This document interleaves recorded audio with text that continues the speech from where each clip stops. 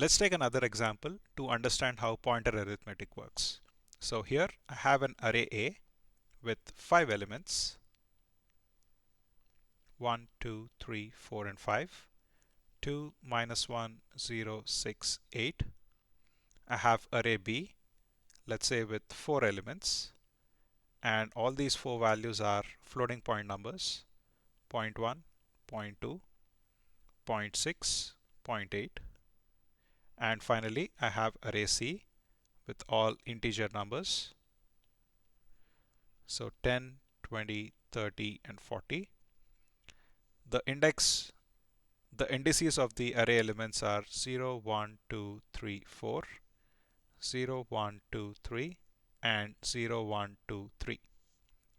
The addresses of the array element starts with 4000.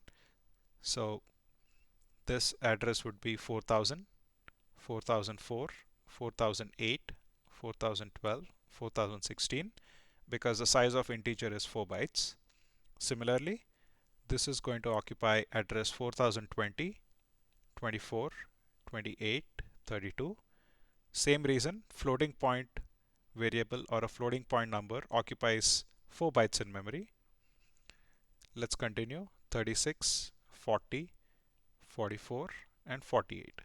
So these are the addresses of all the elements in the 3 arrays. Now I have a declaration which says int star ptr, and I say ptr equals ampersand a of 4. So basically ptr is going to contain 4016. That is this element here.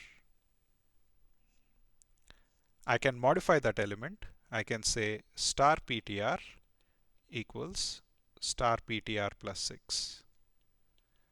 So 8, 6 is added to 8 and becomes 14. So the new contents of the array is 2, minus 1, 0, 6, and 14.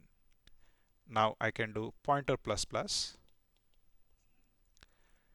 So what happens when I do pointer plus plus here? As I said before, pointer equals to pointer plus 4, right? So you might think it might move to address 4020, but that's not right. Remember, this is an integer pointer, which means it is going to store the address of a variable, and this address is going to contain an integer. If it stores address 4020, then that address is containing a floating point number, which is a clear violation.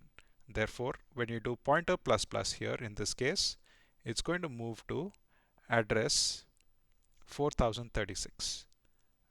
So basically, this is going to contain 4036 because at 4036, you will find the next integer.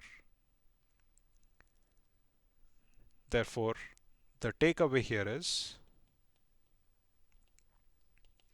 when you increment or decrement a pointer, it moves to the next location of its type.